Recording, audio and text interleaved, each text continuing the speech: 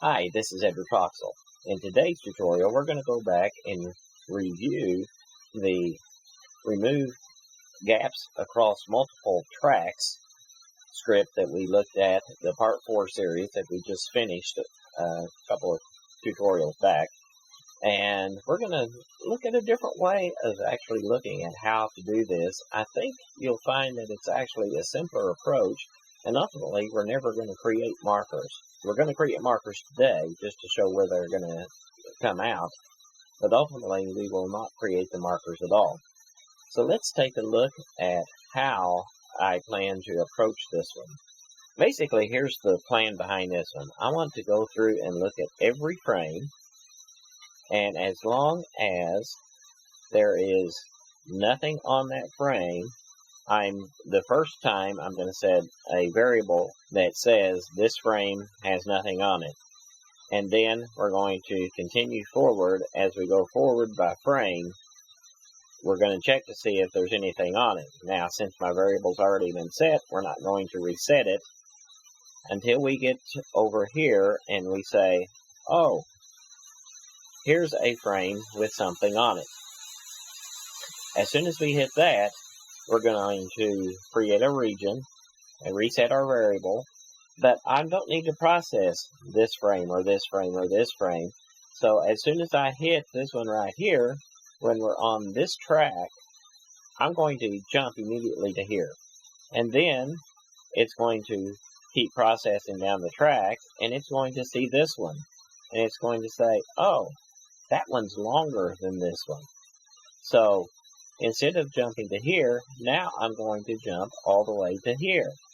And so now we can skip all of these and then start processing again right here. There is one slight catch right here, because once we set it to here, our loop is going to actually jump forward one frame. And so if we're not careful, we could end up with a gap here. So we're going to eliminate that issue as well.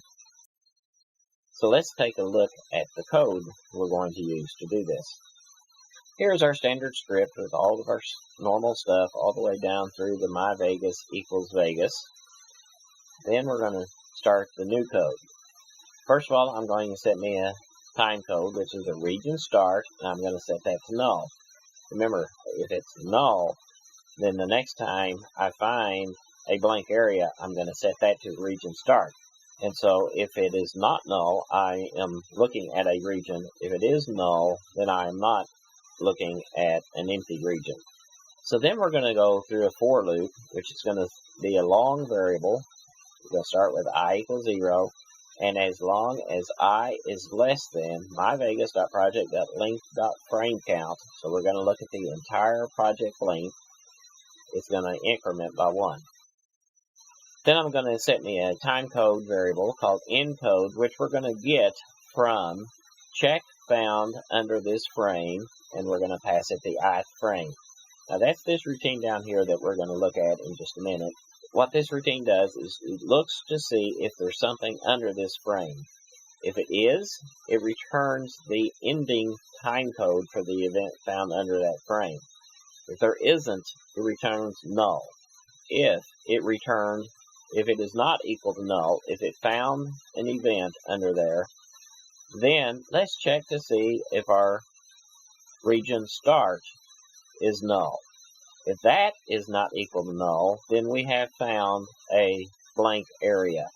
Now, what I need to do is check for that one frame off. So if my region start is not equal to 0, I am going to take my region start and subtract one frame from it. So my region start now equals region start minus timecode.fromFrames1.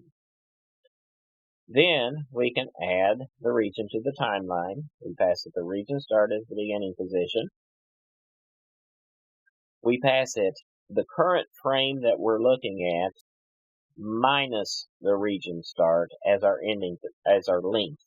So our ending position is timecode.fromFrames_i, and our starting point of the region is the region start. So the ending position minus the starting position is the length.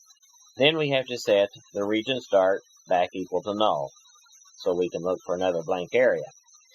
Now here's where we want to skip all of the unneeded frames. So now we set I equals to the encode.frame count.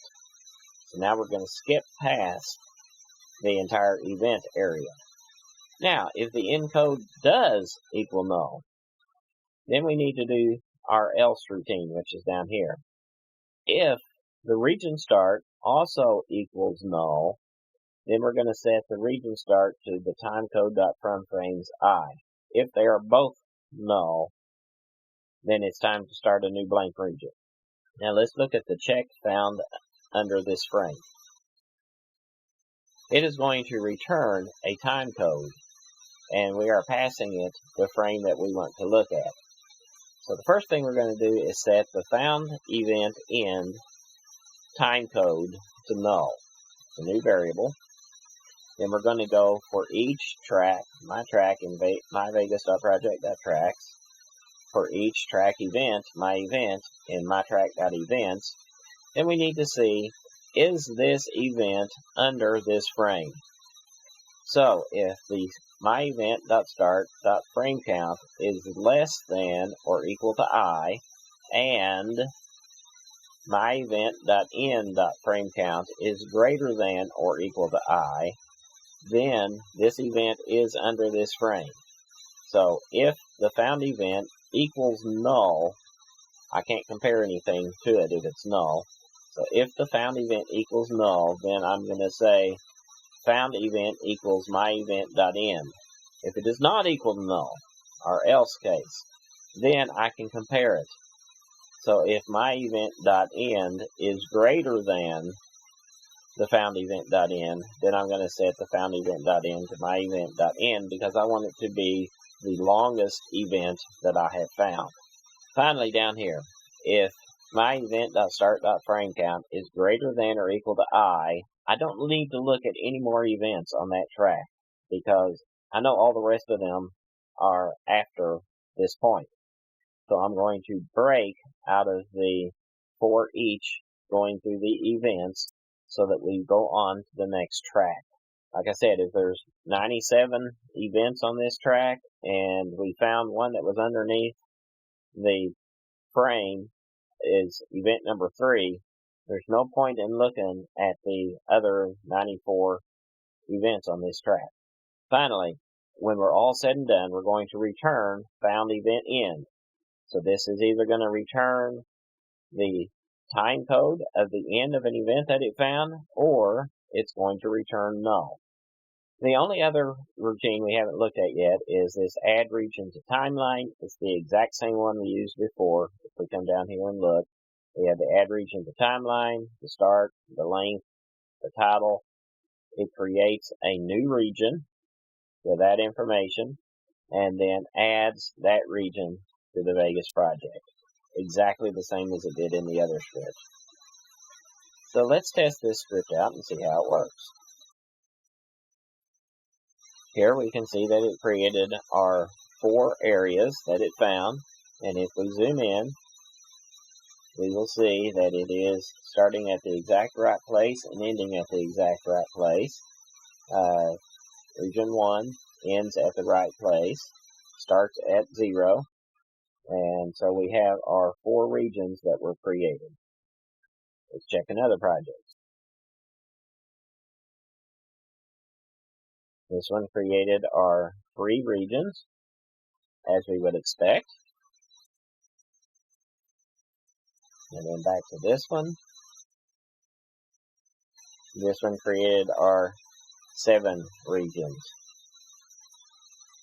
So now we have revised the script so that it approaches it from a totally different direction. Last time we put regions around all the known events and then swapped the regions to be the unknown events. This time we're just looking for the unknown sections, the empty sections. So I don't know which one's faster. I haven't timed them out to see which one might run faster. And of course, these are very small projects to begin with anyway, so they all run extremely fast. But I kind of like this direct approach that is much shorter, seems to be much simpler. And we're going to continue on in the next version and fix it so we don't even have to add regions, but we do go ahead and delete the gaps. So I'll see you in the next tutorial. Please subscribe and hope you're learning something through these. Please sign up at www.jettv.com and subscribe on YouTube to get further notifications on when new videos are presented.